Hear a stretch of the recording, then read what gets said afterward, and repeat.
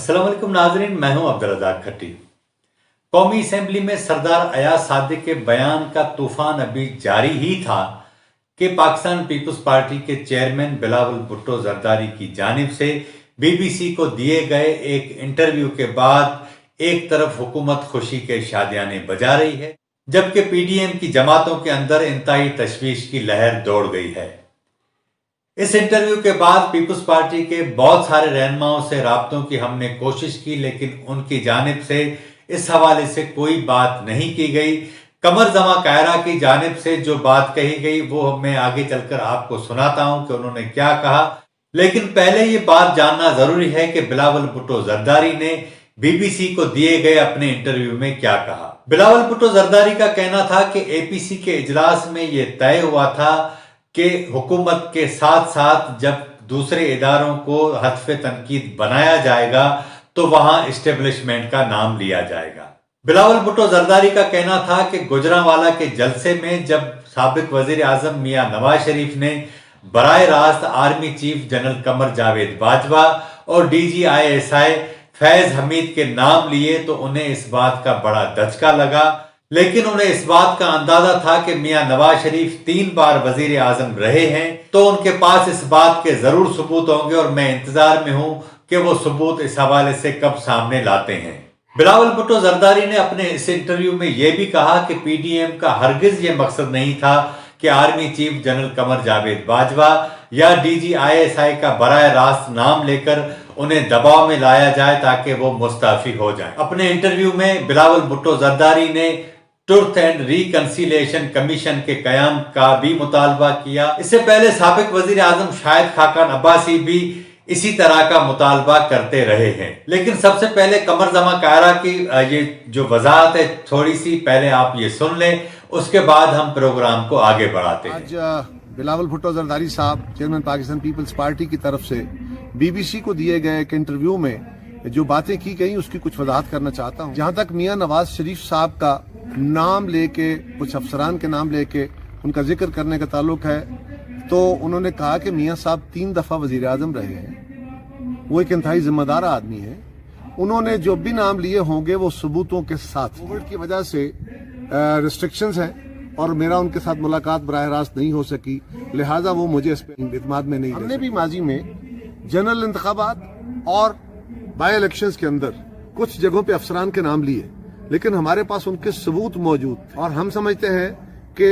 सबूतों के बगैर मियां साहब ने भी नाम नहीं लिए होंगे। हम तो 3 नस्लों से इस जद्दोजहद में हैं कि इस मुल्क के अंदर सियासत से इस्टेब्लिशमेंट के रोल का खात्मा किया जाए। कमर जमा कायरा की वजाहत तो आपने सुन ली। बिलावल भुट्टो जरदारी के इस इंटरव्यू के हवाले से मुस्लिम लीग नून और JUI के मुख्तलिफ रहनुमाओं से जब हमारी बात हुई तो उनकी मायूसी उनकी बातों से वाज़ेह महसूस होती थी। उनके पास इस हवाले से फौरी तौर पर कोई भी राय का इजहार करने के लिए अल्फाज नहीं थे और उनसे समझ आ रहा था कि बिलावल भुट्टो जरदारी के इस इंटरव्यू ने उन्हें कितना परेशान किया है। मुस्लिम लीग नून के जराए से जब हमारी बात हुई तो उनका कहना था कि हमें पहले ही अंदाजा था कि पाकिस्तान पीपल्स पार्टी आने वाले दिनों में जैसे जैसे PDM की तहरीक जोर पकड़ती जाएगी और जब इस्तीफों का मामला आएगा तो मुमकिन है कि वो उस नहज तक न जाए और शायद आधे रास्ते में छोड़ जाए। लेकिन इसके बावजूद पाकिस्तान मुस्लिम लीग नून की यह ख्वाहिश है कि पाकिस्तान पीपल्स पार्टी को साथ लेकर चला जाए। यही ख्वाहिश मौलाना फजल रहमान की भी है। JUI के जराए से जब हमारी बात हुई तो उन्होंने कहा कि मौलाना फजल रहमान को इस बात का अंदाजा है कि पीपल्स पार्टी की क्या मजबूरियां हैं, नून लीग के साथ माजी में उनके जो तजर्बे रहे हैं इस बारे में भी वो इसका इदराक रखते हैं। लेकिन इन सब हालात के बावजूद इन हालात में तमाम जमातों का एक साथ इकट्ठा चलना इंतहाई जरूरी है। अगर तमाम अपोजिशन की जमातें एक साथ इकट्ठी न चली तो हुकूमत और इस्टेब्लिशमेंट तमाम जमातों को बारी बारी मारती आएंगी और पॉलिटिकल मंजरनामे से उनको धकेलने में अहम किरदार अदा करेंगी। बिलावल भुट्टो जरदारी के इंटरव्यू के हवाले से चंद सवालात हैं जिन पर गौर करना जरूरी है। एक तो यह है कि क्या ये इंटरव्यू बिलावल भुट्टो जरदारी की अपनी ख्वाहिश पर हुआ या BBC की जानिब से उनको अप्रोच किया गया और उन्होंने इस इंटरव्यू का टाइम दिया और उसके नतीजे में ये इंटरव्यू हुआ और सवालात की बुनियाद पर जो जवाबात आए वो लोगों तक पहुंचे। तीसरी बात ये थी कि बिलावल भुट्टो जरदारी को ये तमाम बातें इस वक्त कहने की क्या जरूरत थी।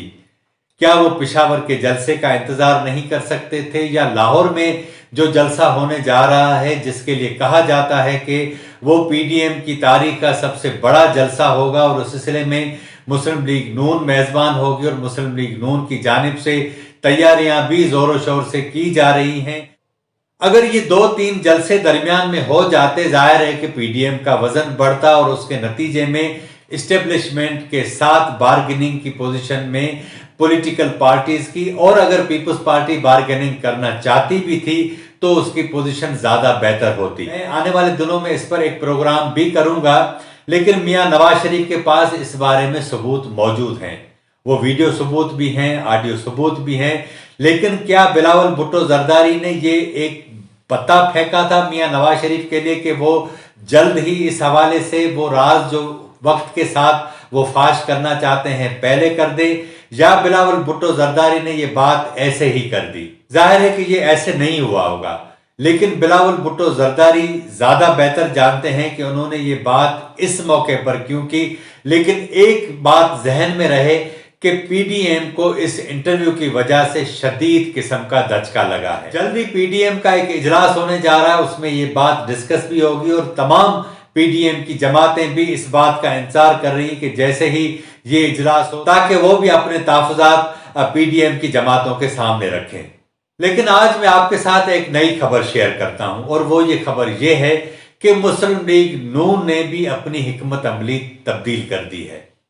हमें जराए ने यह बताया है कि जिस तरह मियां नवाज शरीफ और मरीम नवाज बराह रास्त फौज का नाम लेकर, इदारों का नाम लेकर अपनी तकारीर में उनको लताड़ती रही हैं, उनको ललकारती रही हैं, अब हमें जराए ने बताया है कि यह तय हुआ है कि मुस्लिम लीग नून की रहनुमा मरीम नवाज शरीफ अब बराह रास्त फौजी अफसरान के नाम लेने के बगैर उन पर तनकीद करेंगी, जबकि मियां नवाज शरीफ ने जो पहले दिन से मौक़िफ़ अख्तियार किया था वो उसी पर डटे रहेंगे। इस्टेब्लिशमेंट की जानिब से मुस्लिम लीग के मुख्तलिफ जराए से राब्ते हुए हैं। जरा ये कहते हैं कि इस्टेब्लिशमेंट का कहना है कि मुस्लिम लीग नून अपने मौक़िफ़ में थोड़ी नरमी पैदा करे, लेकिन मुस्लिम लीग की जो आला क़यादत है वो ये बात मानने के लिए तैयार नहीं। आने वाले दिनों में मियां नवाज शरीफ क्या करने जा रहे हैं, उन्होंने क्या हिकमत अमली बनाई है, वो क्या क्या लोगों को बताने जाएंगे, इस पर आने वाले प्रोग्राम में हम बात करेंगे। ये बात तो तय है कि बिलावल भुट्टो जरदारी के इंटरव्यू ने पीडीएम के अंदर एक बहुत बड़ी दरार डालने में अहम किरदार अदा किया है। पीडीएम की छतरी तले जितनी भी जमातें इकट्ठी हुई हैं वो चंद नुकात की बुनियाद पर इकट्ठी हुई हैं। मौजूदा हुकूमत का खात्मा, साफ शफाफ इलेक्शन और इस्टेब्लिशमेंट की पाकिस्तान की सियासत में मुदाखलत का खात्मा। मौजूदा सूरत हाल से वाज़े होता है कि आने वाले दिनों में ये तमाम जमातें एक साथ नहीं होंगी,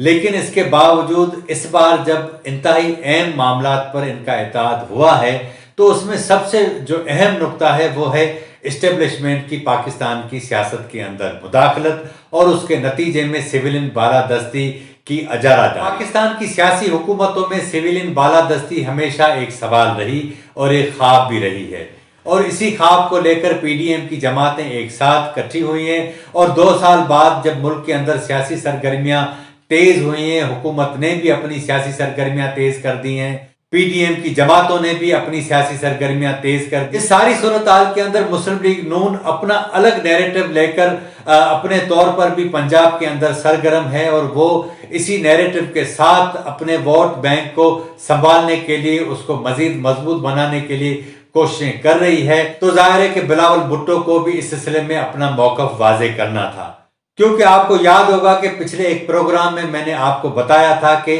मियां नवाज शरीफ ने अपना जो नैरेटिव एपीसी के बाद गुजरांवाला के जलसे में बयान किया था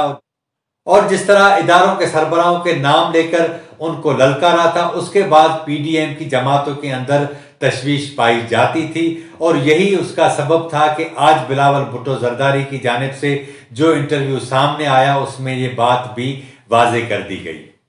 आज के प्रोग्राम में इतना ही। अगर आपको हमारा प्रोग्राम अच्छा लगा हो تو اسے ضرور سبسکرائب کریں، لائک کریں، شیئر کریں اور اپنی رائے کا اظہار ضرور کریں تاکہ آنے والے دنوں میں ہم اس پروگرام کو مزید بہتر بنا سکیں۔ مجھے اجازت دیجیے، اللہ حافظ۔